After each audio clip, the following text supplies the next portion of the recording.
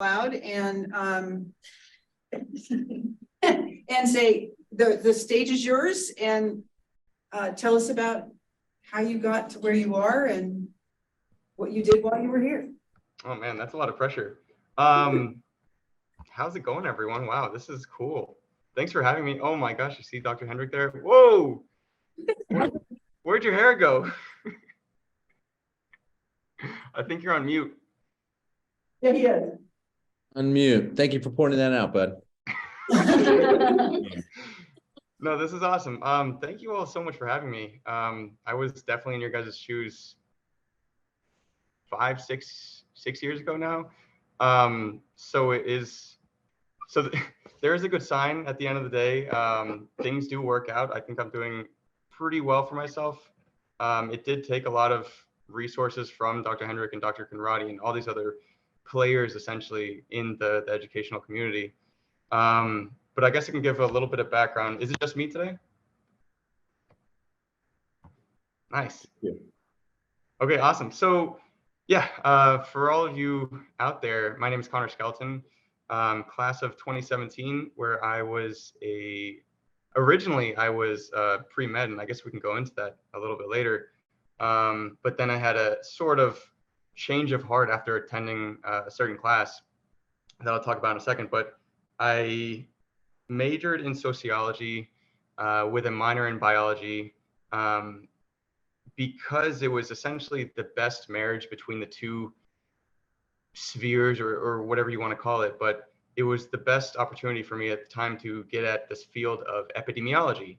I want to make this as interactive as possible. And back in the day, I was a sociology club president for, I think, every year that I was there. So it was pretty cool. So I was able to host these things. And I felt the best way to learn from this, rather than just me being a random talking head, is like you guys interacting as well and asking any questions you have. And there's a good chance I don't know the answer, but I can at least give you my experience from what I've done to get into my points.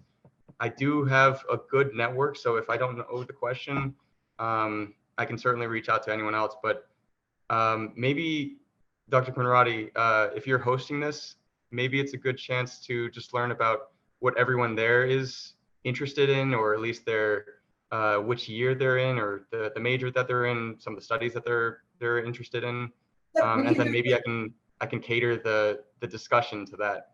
Okay, we can do a quick round robin. So why don't we start with Margaret and then go around the left, which would, I guess, be your right. Go ahead. I'm a senior. I'm interested in like nonprofit management. I'm also a senior. Give us your names. Oh, sorry, Matilda is my name. I'm a senior and I am interested in social work. I'm Kathleen. I'm a senior and I'm interested in clinical social work or public health. So this is relevant. Okay. I'm Emma. I'm a senior and I'm also interested in nonprofit management. I'm Nia. I'm a senior and I'm interested in criminal justice. I'm Bethany. I'm a senior and I'm interested in public health. I'm Allison. I'm a senior and I'm interested in social work. I'm Kayla. I'm also a senior and I'm interested in family law. I'm Lauren. I'm a senior and I'm interested in clinical research science stuff. I'm Maya. I'm also a senior and I'm interested in diversity and equity in education. I'm Tessa. I'm also a senior and I'm interested in education. I'm Anna. I'm also a senior and I'm interested in corporate social responsibility. Do you want to introduce yourself? I'm Chris. I'm not a senior. I'm a faculty member. I guess I lean much more towards public health and med soc. That's everyone. That's awesome. Well, Dr. Conradi, it's been a long time, so we'll have to definitely catch up after this. But, a lot of my background is essentially stemming from your work and Dr. Peyro's work, because I believe it was a senior class that, I'm not sure if you still teach it, but it was research studies to some effect, where you essentially had to develop your own research study, carry it out, develop the hypothesis, and develop essentially the framework of everything. Do you still host that course? I do. Oh man. It's Well, that's laughter nice. because some of my recent students were in there. Oh, it was a tough one. They didn't have to go all the way through the proposal this year. Right, right. Oh man, you guys are lucky then. Okay. So I think at bare bones, all of you public health people, I think you're going to maybe at least understand some of what I'm going to talk about. For the rest of you, it might not be as applicable in terms of the real field that I'm in right now, but maybe some of the tips that I have or some of the advice and some of the issues that I had to navigate in the real world might be able to help you. So try not to snooze too much, but so I'll go through it. So essentially, yeah, I went through sociology. I think, like I told you before, I was pre-med, and then I had sort of a change of heart because pre-med, you're sort of just dealing on the micro level. You're prescribing someone something, and then you're saying, have a good day, and then, see you later. And I didn't exactly want to do that. I want to help people from a macro level and to affect change at a larger level rather than just, this micro transaction between people. And so sociology was essentially the cure to that. And so it was my sophomore year. I had enrolled in class with Dr. Pero, who was a professor there. He was a chair, and he, astounded researcher and author. And he had a course on health and sociology or something like that, health and disease.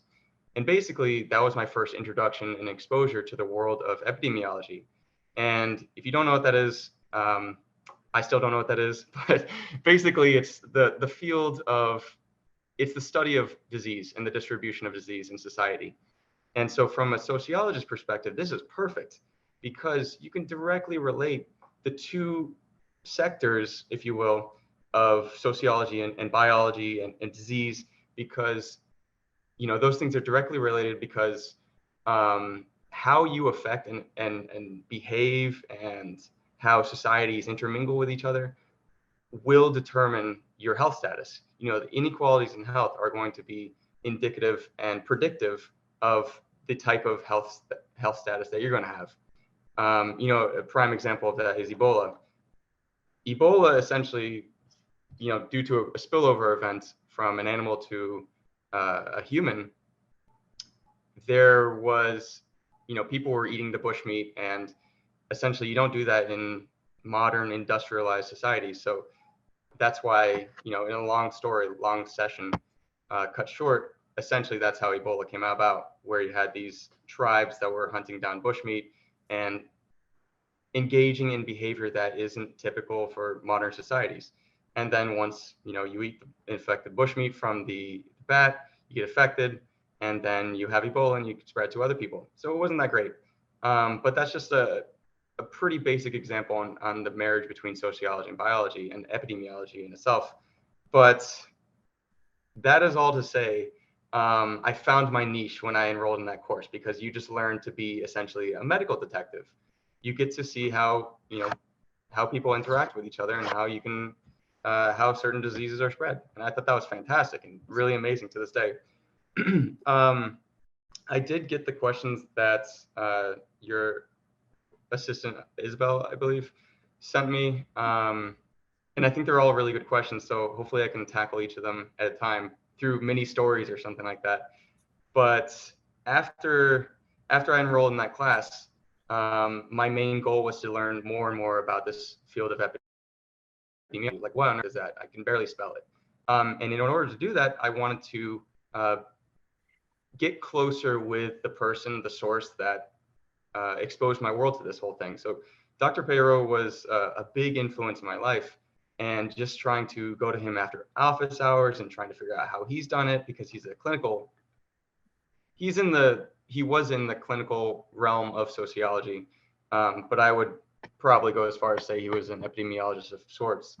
But essentially, he was the one to tell me, hey, you got a network, you need to learn how to read and write research studies. And by the way, you need to network even more, because that's kind of the name of the game in the real world. You don't get along by going alone. I'm sure Dr. Hendrick and Dr. Conradi can echo this sentiment, because you don't really do things alone. You have to, by sheer luck sometimes, you have to go out of your comfort zone and meet new people that might be in a different realm of your study. So after doing that for a few years, talking with him, going to as many office hours as possible, I learned quickly that I needed to go to grad school. And if it sounds like for the majority of the cohort in this classroom right now, grad school is probably going to be a good idea to at least entertain. At the time, I was like, no way, why would I want to do grad school? But it was sort of essential to give me another leg up on my career, because everyone that I know, they either have PhDs, MDs, or MPHs, which is Masters of Public Health, or an MSW, Masters of Social Work. So the grad school route was by far the best decision I made, even though, at the time I thought it was awful, but, being extended outside of grad school now and graduated, I miss it. I miss school. So it sounds kind of crazy, but it was definitely the best decision that I made. And I learned how to do that by engaging with faculty. And, I would say one advice for you all, if you don't exactly know what you want to do right now, or at least you've identified the sphere, but you don't know how to go about it. Hey, I want to do criminal justice, but what on earth does that mean? Well, you probably have to get an internship in the field, whether it's in DC or in downtown Baltimore or whatever, and talk to these people and figure out what they did and the mistakes that they've done. And I'm sure that they have a lot of good advice. Interestingly, people like to talk about themselves. Surprise, surprise. So I think that's just one thing I would take away from this whole thing, because, I would talk to Dr. Pero weekly and to just pick his brain on how he got to where he was, because he was very accomplished. And like I said before, he was more on the clinical side. I believe his background was in diabetes research. But I would just ask him what he did, what he did wrong. How can I learn from that? Are these mistakes good? You recommend grad school? Great. Which grad schools? Oh, let's go to this website and look at the top 10. So I would say grad school was definitely the best way to lily pad my career. It's helped me meet a lot of new people. And, I just went to the movies the other day with some of my grad school cohort as well. And some of them were in their 20s, and I would say a few others were in their 40s or 50s.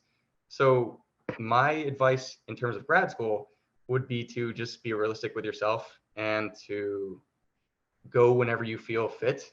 But for me personally, I want to just get it out of the way because I wanted to continue with my career. Let me just stop there really fast and let you guys breathe a second, I guess. But let's make this more of like a discussion. If you guys have any questions like, oh, what do you do in grad school? Or what kind of things do you do today? Oh, I didn't even really talk about what I do today. Well, let me let you digest that information a bit, and then we can go into that a little bit. What do you think, Dr. Ryan Roddy? Sounds good. Any questions? Go ahead. You keep saying grad school, but what grad school did you go to and what degree did you get? It's a fantastic question. You should get an A. So I went to the George Washington University School of Public Health. It's the Milken Institute School of Public Health, and where I essentially earned my MPH. So now I have a nice 3-letter thing after my name, so that's pretty fun. But that was a 2.5-year full-time program where I studied epidemiology and biostatistics. And it was perfect. And a lot of it actually, was it? I forgot the professor, but it was with, I don't know if it was you, was it you, Dr. Gunnerati? Were you at the internship class? No, it would have been Dr. Van probably. Yes, that's it. So at the time I had, yes, you're right. At the time I had interned with the Department of Health. And so that helped me learn who the players were in the game. What were the epidemiologists doing? What were city planners doing? What were, when you get this big COVID outbreak, what happens? So that was a big, it was a great opportunity to learn about, what you do in the real world and if I would actually like it. So at grad school, yeah, I did it for 2.5 years. I was required to conduct my own research study, Dr. Conrade, so I feel like he'd be proud. But essentially, this was my thesis, and it was on the infectious parasitic diseases that resulted from Hurricane Maria in Puerto Rico. So it tied in together, my CE or my culminating experience and learning about how to do real hands-on research at the time. So I think it was a great opportunity for me in my career to go to grad school, and there was a lot of other great grad schools out there, but this was perfect for me. Any other questions? Okay, go ahead. Nice. So yeah, so what do I do today? Good question. I still don't know. But basically, I work for General Dynamics, and they're a large defense contractor, aerospace contractor. They have their hands in everything from the DoD to healthcare to developing weapons and missiles and different machinery used in the military. They have cloud services, they have marine systems, so they have a lot of stuff. And they also have a branch of epidemiology, essentially, where we conduct surveillance of key risks. So epidemiology isn't always about disease, it's about health risks and then what can affect a human being. So we look at the service member as our human being in this instance and see what types of exposures that they can come across in the theater or in wartime. And so we essentially just conduct surveillance and develop reports and brief leadership. Yeah, things like that. So a lot of my friends from the GW cohort, they've gone on to develop their own research studies. They've published articles in journals, which is fantastic. They work for nonprofits. So essentially everyone there in your cohort right now that's sitting next to you, they could probably have a fit with some of the people that I worked with. So like I said before at the beginning of this discussion, it's all about who you know and the network that you make, because you have to reach out to these people to see what they've done and the mistakes that they've made. I think that'll really help a lot.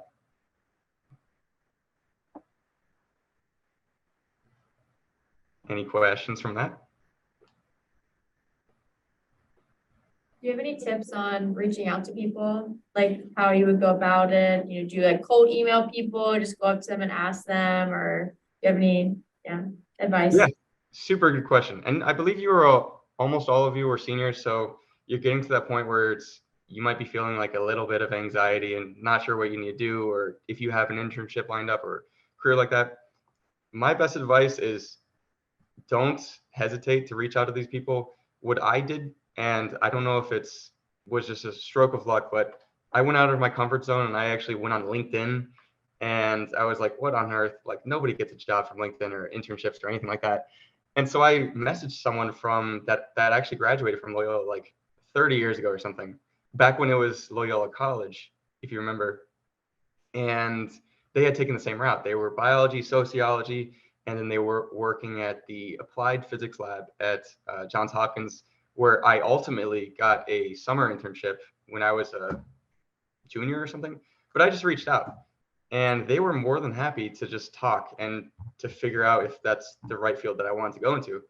And I wouldn't have known to apply there at all if I hadn't reached out on LinkedIn. So I would strongly suggest going on LinkedIn, even if it sounds basic or you think it's just for people in like the business field. What is it, Salinger? It's not. It's for everyone, and I really feel like it's a good opportunity. Yeah, that's definitely the best one. But if you can meet with some of your professors, if you're friendly with them, maybe discuss what you're into and see if they have any friends as well. If you're interested in grad school, I would reach out to the people that have gone to that grad school, see if it's the right route, because people, like I said, people just want to talk about themselves. So they would be more than happy to just give you any advice that they have, or at least learn from their experiences. Thank you. Go ahead, Mia. Do you have any advice on narrowing down like specific interests, or like how do you like know what interests are worth like pursuing versus like, I guess, hobby? So the cool thing about that is you're allowed to make mistakes and you're allowed to trial and error things. If you don't like something, you're not married to it. Okay. So, a lot of my, I guess, coworkers, they enrolled in a certain job, they didn't like it, and then they felt like it was a terrible experience for them. And they're talking to me and stuff. And I'm like, listen, you learned what you don't like. And I feel like that's a win at the end of the day. You try not to be pessimistic, and figure out what you like by just throwing like a wide net. It's okay to make mistakes and don't beat yourself up about it too much. But for me personally, how I figured out what I wanted to do rather than pre-med was just enrolling in this random class that I've never heard of that was full of seniors actually, and I was a sophomore. And I was like, whatever, let's just do it. And the first day I was like, this is awesome. And then I figured out it was even more awesome by talking to the professor. And then he had a friend that was an epidemiologist, and I talked to them. And these friends have more friends. And so you slowly go down this hole of, okay, this is the right path. And you get more confidence in yourself. And you instill in yourself that, okay, this is the right path. But it took me a long time to realize that. And it's okay to make mistakes if you're not on the right path or anything like that. But like I said, the whole thing of this entire talk, networking, I would say that's one of the biggest things that you can do. Thank you. Like for your field that you want to jump into, maybe you can talk about that right now, or if you guys want to mention something, maybe we can all like brainstorm something and to figure out what the next steps are. But for me and all the public health individuals in here, grad school was probably the main route that you should go for. And Dr. Grunradi and Dr. Hendrick can probably help you advise you on this more. But for me, it was the best route. Because, I didn't know what I wanted to do at first. I was like, okay, epidemiology is cool. I get to learn about the spread of disease and how I can affect change at a macro level, and I can track these patterns about, there's a hot zone here, and then why is there a certain hot zone? Oh, it's because they don't have a lot of drinking water, or they have the story of Dr. John Snow. There was, he's like known as the father of epidemiology. And basically there was this huge cholera outbreak. And if you don't know what cholera is, it's really bad. It's generally a diarrheal disease. And so you just die from dehydration. And so everyone was dying in London. And so they couldn't figure out how. And they're like, what the heck? And so one day, this guy, Dr. John Snow, he's an awesome name. He had a hypothesis that essentially all these villagers were going to the same well, and they were getting sick. And so one day he just removed the lever of the well, and nobody got sick anymore. He was like, oh my gosh, if you can stop the spread of the disease at its source, you can just save people. And so that was just like the classic thing. But as you learn more about these things, that story, I promise, has a purpose. But as you learn more about these things, you can learn more about your interests. You can tell I have like a passion for it, or hopefully I'm expressing it the right way. But it's because I asked all these questions and to these professors and on LinkedIn and wherever, and even these career fairs that show up to you guys every now and then. But yeah. Conor, can you speak a little bit more to how you wound up at General Dynamics? I mean, you're no longer working on disease, and what was the process of that? Sort of. So yeah, I got very lucky. To this day, I still don't know how they picked me, but I'm part of the small team, and essentially I just, I knew I wanted to join the DoD world, the military world, because my background is in the military. My dad served for 30 years, and I was born in London, and we moved to Germany and Japan and Italy, and spent my entire life overseas, until I came to Loyola. And that probably fashioned my multi-sense view of things and why I drew towards sociology in the first place. But anyways, so I just wanted to apply to one of these defense contractors. And initially I thought, okay, maybe I was going to just become a research associate, because at GW I was a research assistant, doing these small things with a professor, and we got a cool article out, which was great. But it didn't really spark I couldn't see myself doing it for the next, 20, 30, 40 years. Her realm of research was tobacco, I believe, tobacco and smoke-free products. And, from there, I just wanted to explore what else there was out there. And General Dynamics was one of the top companies. And yeah, like I said, that they were somehow looking for a surveillance epidemiologist, and applied, and I just took a risk.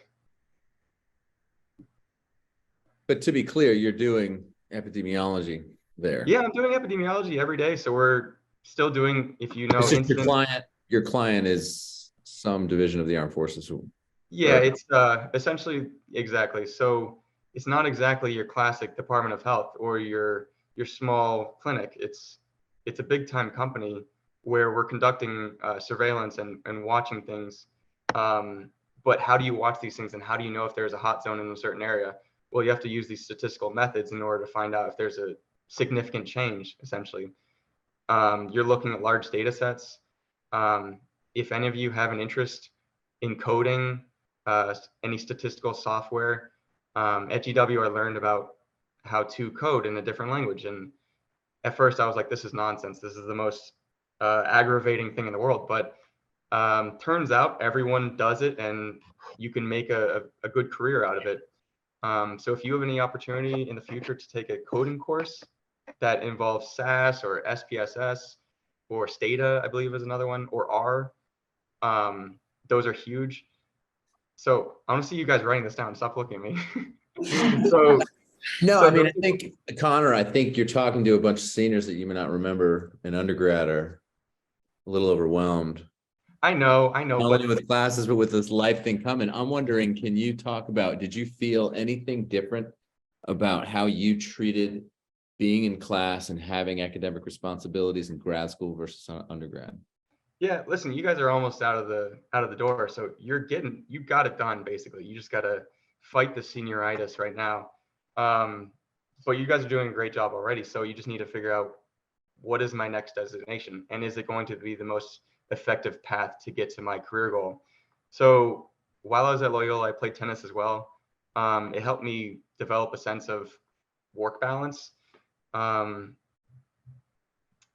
So that has been very helpful for me in terms of balancing my work life and everything too.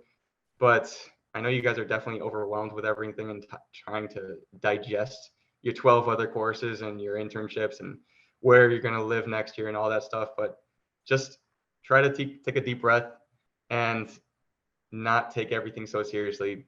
It's okay to make mistakes. I've made plenty of mistakes. If you don't learn from your mistakes, then you got another problem. But as long as you learn from them and try to keep your cohort close that you're working with together right now in your classroom, I think that's going to be very valuable for you guys in the future, because not only making those relationships, but how you can extend that even further. A few of you shared similar career paths, so maybe you'll see each other in a grad school or the next internship or the next job or something. But try your best not to feel too overwhelmed. But yeah, just keep in mind, everyone is grinding away, and you're not alone, I guess, is my words of compassion, because I was just in your guys' footsteps a couple years ago. So there is a way. You guys got this, and try to just balance everything out, do your best possible, and then try not to be stagnant. A few of my friends, they wanted to go to the grad school route, and then they were like, actually, I'm gonna work with this company for a few years, and then I'll join grad school. I'll tell you what, they haven't joined grad school. And I can tell you that for their field in public health specifically, they have not advanced vertically because they don't have that extra degree. So just be realistic with yourself. Could you see yourself doing 2 more years, 1 more year, whatever it is, depending on your program? Figure that out. But just be real with yourself. You talked. Go ahead, Michelle. First off, it's so good to see you. I don't know if Oh my goodness. Yeah, absolutely. Conor used to be the head of the Sociology Club, so we worked together in that role. But it's Yeah, oh my gosh. cool to hear what you're up to. Aw. I love how you were describing all the informational interviews that you do and the way in which this helped you to get a sense of different people's paths and what inspired you and what didn't and how they got where they got. Did you start doing this your senior year? I mean, I know you spoke a lot to Dr. Payrow during your senior year, but did you also start doing the LinkedIn and reaching out to different folks? Oh, definitely. I think most of you all are seniors, but I did start my sophomore year and just reaching out to people and talking to different professors. I know I had a number of office hours with Dr. Hendrick. He was probably annoyed with me because I kept coming over. No, I'm kidding. I'm kidding. But seriously, all the professors at Loyola were so happy to just spend an hour out of their day just to talk to you and give advice. So if you feel hesitant, this is your the galaxy's way of saying, okay, just literally go in there or send an email or start an interface with someone that might be in that realm. And if they're not, that's okay. Perhaps someone in this call knows someone that might be more familiar with the criminal justice system than me or someone else. But you can't put a price on how valuable networking is, and just pure strokes of serendipity where you message someone and they're like, oh yeah, I know someone that knows something about this. Let me put you in contact with them. So that began my sophomore year. I saw how rewarding it was. It continued into junior and senior year. I still do it to this day, where I'm constantly looking for the next way to lily pad my career. And a lot of it is through just networking and understanding what people do, if they like it, what qualities make a good manager or a leader. If you don't have a good leader, write those down. Figure out why those qualities are bad. If you have a poor professor, figure out what makes them so poor, and that you can make them yourself, hopefully, a little bit better, because all this does extend into your career life. So just because you guys are seniors now doesn't mean it's going to end there. So you guys got this. Hopefully that answered a little bit of the question. Are there other questions?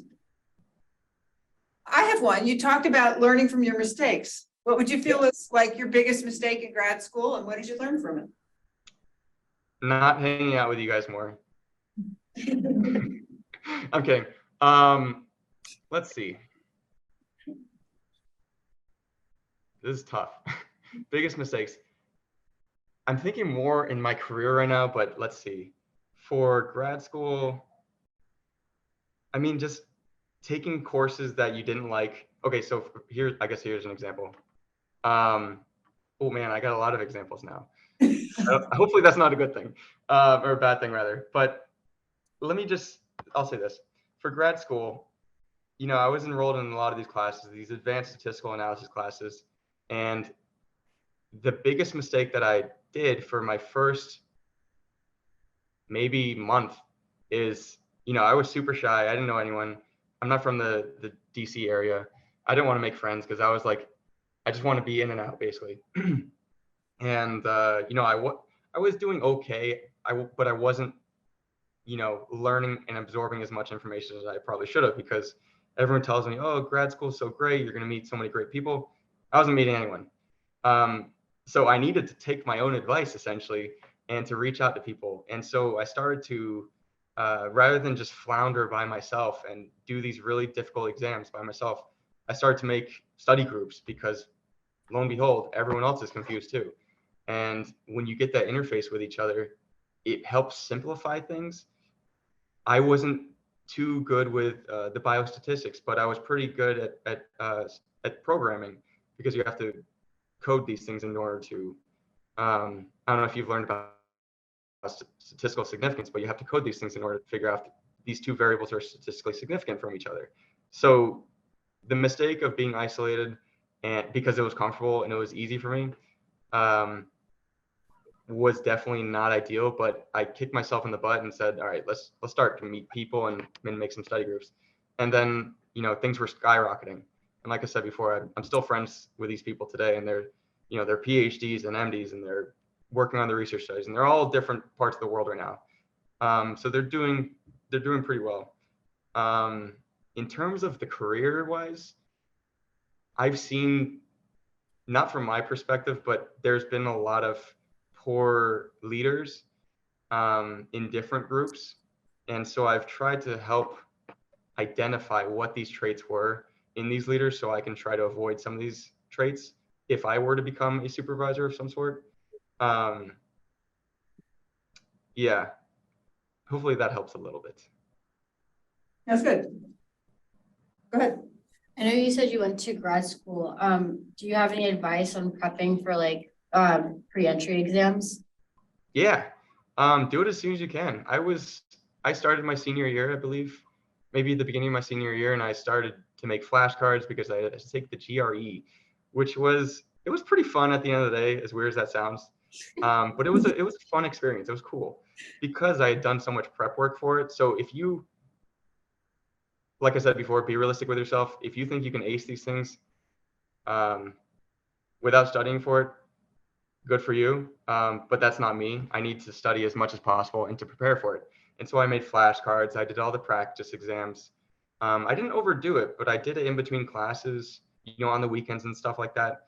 Take as many practice exams as you can and try to be as prepared for it as possible, because what I noticed is the score on the GRE, similar to the SAT or ACT. It doesn't mean it doesn't define you.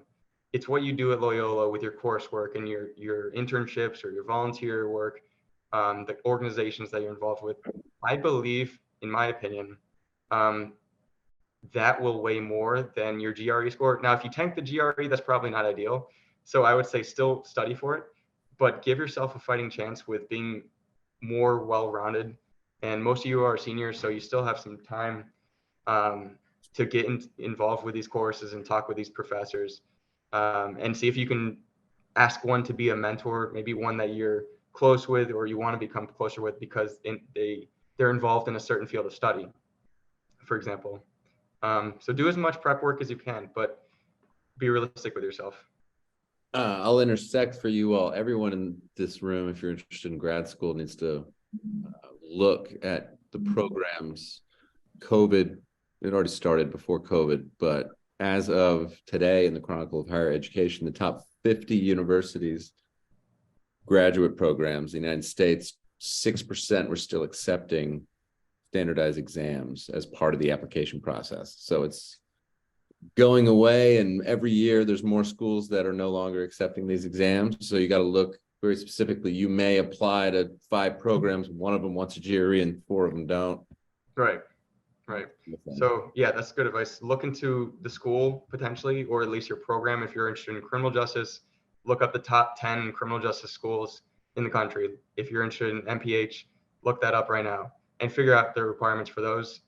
And see, when you're on those websites for those colleges, see what types of coursework and specialties that the professors are involved in personally, because 99% of them weren't full-time professors. They were epidemiologists, they were PhDs, they were MDs working on their own studies and working at their own private practice, specializing in HIV research. So if you're interested in HIV, TB, GW was huge for that. Even the smokeless tobacco stuff, we had a big professor on that. So figure out what those specialties were, regardless of the field. I don't care if it's public health, law, economics, whatever.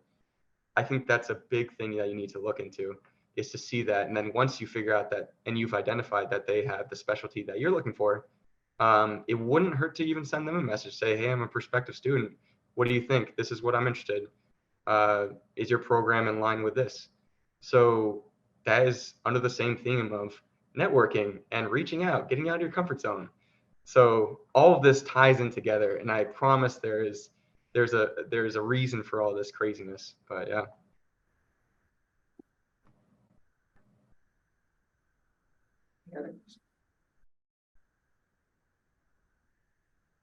Anyone else have any questions? What's up for you guys' minds? Come on. You guys are seniors and almost seniors. What are we thinking? Are we excited? Nice.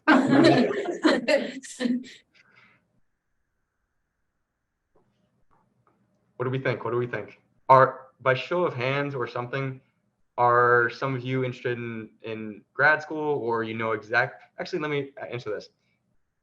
By show of hands, I think I see most of you. Do you know exactly where you're going to be doing next year?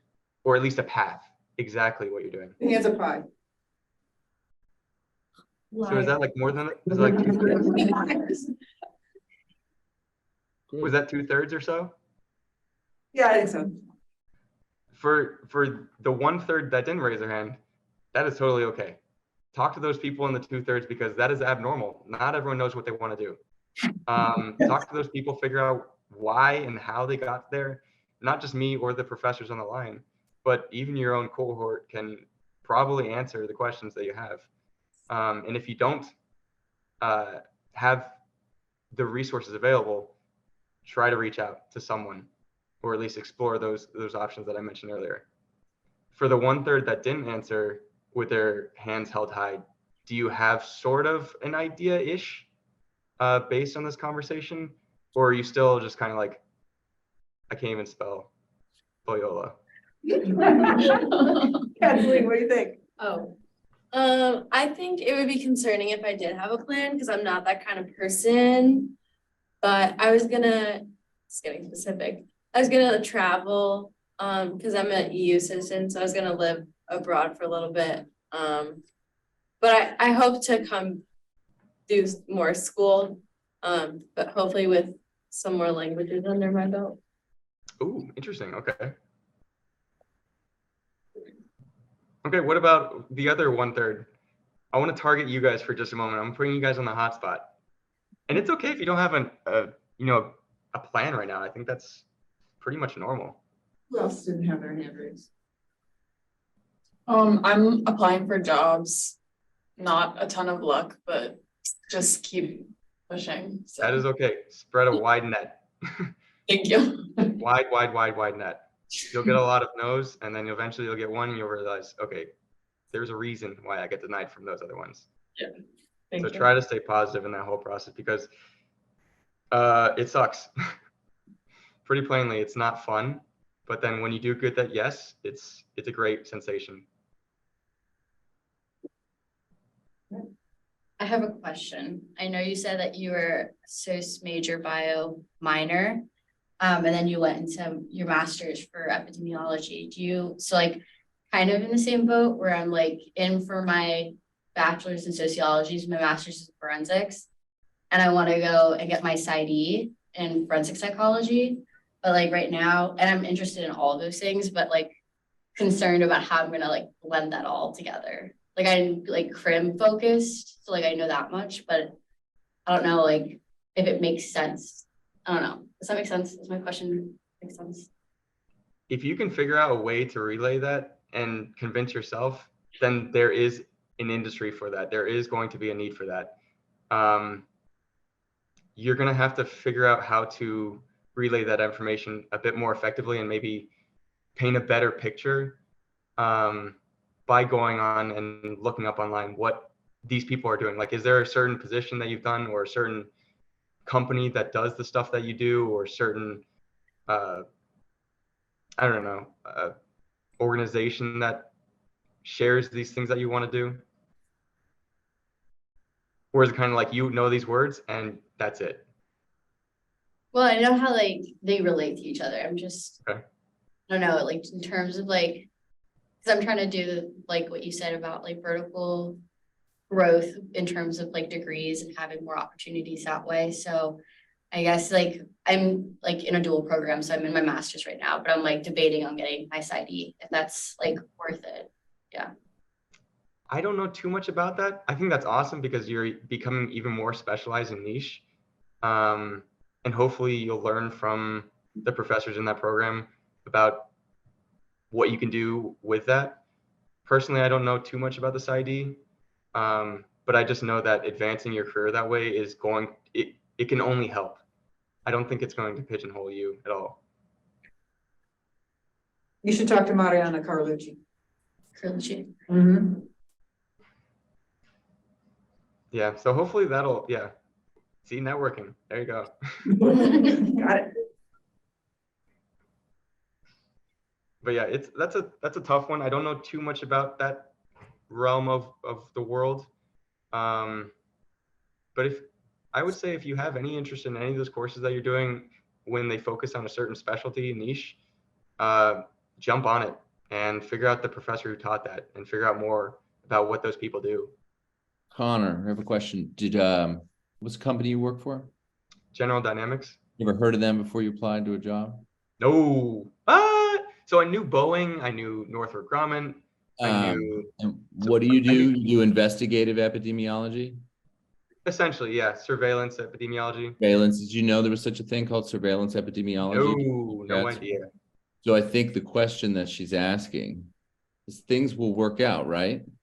Absolutely. Even if you don't think it will, because to this day, or at least in the beginning, I was like, I didn't even know this field existed, but it's so cool. I thought I was going to be, initially I thought I was going to be pre-med, I was going to be a doctor, cool.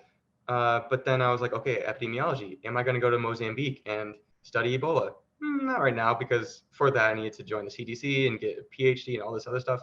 And then I saw this other field that was actually focusing on the warfighter, which is my family's background, I guess.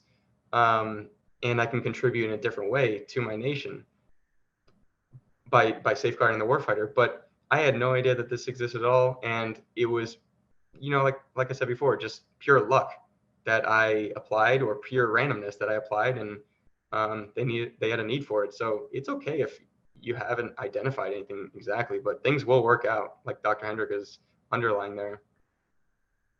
So try to put aside a little bit of anxiety, take some time tonight, deep breath. If you don't know exactly what you're doing, even if you do know what you're doing, it's probably going to change. It might change. A big thing that I keep in the back of my mind is having a 2 and 5 year plan. In 2 years, what am I going to be doing? In 5 years, where am I going to be? Am I going to be doing the same thing? And try to make these vertical leaps, because you do not want to stagnate yourself. Some of my coworkers, they've been in the same role for 10 plus years and they like it and they're doing great, but not all of them have ascended to the next step, because they certainly have the technical proficiency to do so. But I think a few of them have become stagnant with complacency, and it's just like, okay, this is comfortable, I like it, but what's more? What's after that? What can you do beyond this field of work? So. Molto bene.